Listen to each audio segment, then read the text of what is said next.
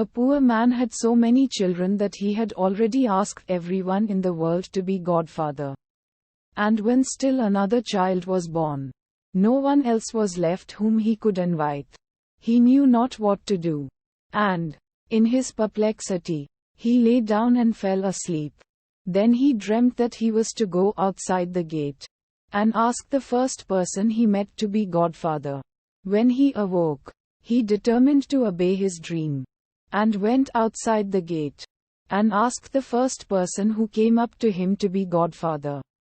The stranger presented him with a little glass of water and said, "This is a wonderful water. With it you can heal the sick. Only you must see where death is standing. If he is standing by the patient's head, give the patient some of the water and he will be healed. But if death is standing by his feet, all trouble will be in vain. For the sick man must die." From this time forth, the man could always say whether a patient could be saved or not, and became famous for his skill, and earned a great deal of money. Once he was called in to the child of the king, and when he entered, he saw death standing by the child's head and cured it with the water. And he did the same a second time. But the third time death was standing by its feet. And then he knew the child had to die. Once the man thought he would visit the godfather and tell him how he had succeeded with the water. But when he entered the house, the strangest things were going on within. On the first flight of stairs, the broom and shovel were disputing and knocking each other about violently. He asked them, "Where does the godfather live?" The broom replied, "One flight of stairs higher up." When he came to the second flight, he saw a heap of dead fingers lying. He asked, "Where does the godfather live?" One of the fingers replied, "One flight of stairs higher." On the third flight lay a heap of dead heads, which again directed him to the flight beyond. On the fourth flight, he saw fishes on the fire, which frizzled in pans and baked themselves.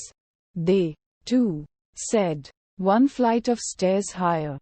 And when he had ascended the fifth, he came to the door of a room and peeped through the keyhole.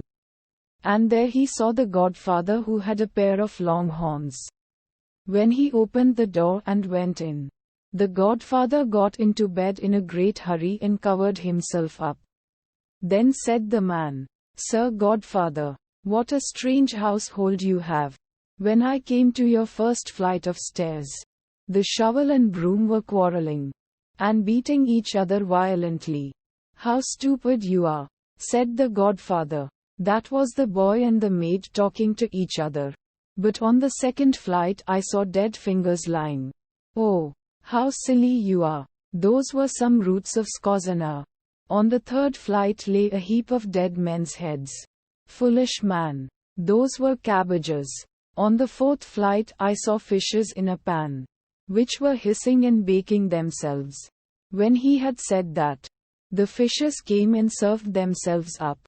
And when I got to the fifth flight, I peeped through the keyhole of a door. And there, Godfather, I saw you, and you had long, long horns." "Oh, that is not true." The man became alarmed and ran out. And if he had not, who knows what the godfather would have done to him.